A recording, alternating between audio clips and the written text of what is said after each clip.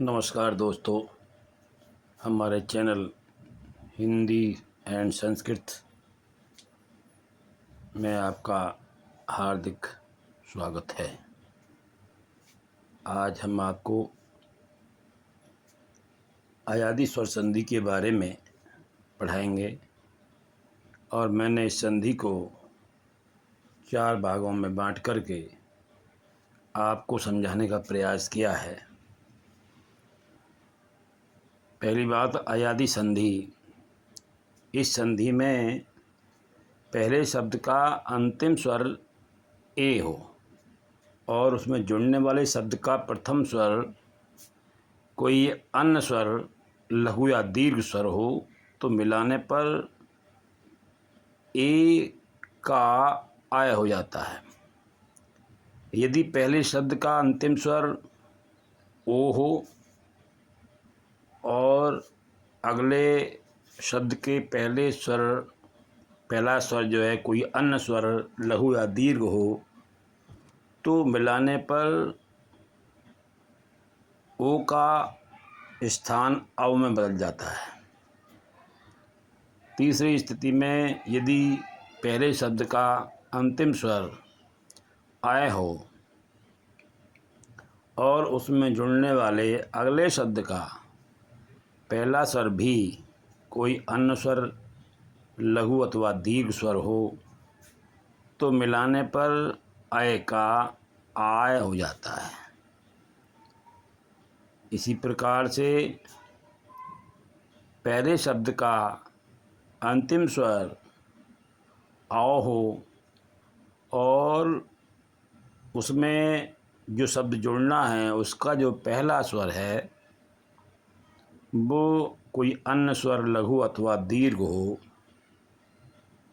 तो जब मिलाते हैं तो औ का परिवर्तन आओ के रूप में हो जाता है। अब आप देखेंगे कि मैंने सुविधा के लिए एक छोटे तरीके से इनको दिखाया है, वो आप लोगों के लिए बहुत सुविधाजनक होगा। 4 पंक्तियों में है। पहली पंक्ति है ए प्लस अन्य लघु अथवा दीर्घ स्वर बराबर ए का परिवर्तन आय में हो जाना। ओ प्लस अन्य लघु अथवा दीर्घ स्वर बराबर ओ का परिवर्तन औ में हो जाना। आय प्लस अन्य लघु अथवा दीर्घ स्वर आय का परिवर्तन आय में हो जाना और औ प्लस अन्य लघु अथवा दीर्घ स्वर इनको मिलाने पर औ के स्थान पर परिवर्तन आओ के रूप में हो जाता है।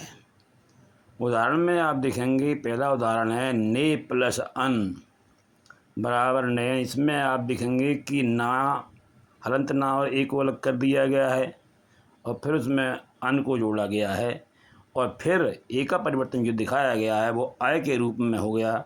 तो इधर जो है नामा आ जुड़ करके ना पूरा हो गया और अयन अलग हो गया। इस प्रकार ये न हो गया नयन। इसी प्रकार से पो प्लस अन में ओ का स्थान अव में बदल गया और फिर उसमें अन जुड़ गया तो ये पवन बन गया।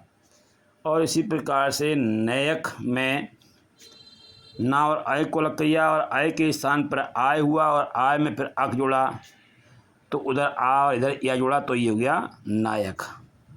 इसी प्रकार से नौयिक नाविक, इसमें क्या हुआ है कि नौ में आओ को अलग किया है ए ना से और उधर इक है, इधर आओ का स्थान आव में बदल गया है और इस प्रकार से ये प्राप्त हुआ है नाविक। तो दोस्तों, ये था आपका अयादी स्वर संधि। मुझे आशा है आपको समझ में भी आया होगा और अच्छा भी लगा होगा। यदि आपको अच्छा लगा है तो आप कृपया लाइक कीजिए और सब्सक्राइब कीजिए। बहुत बहुत धन्यवाद।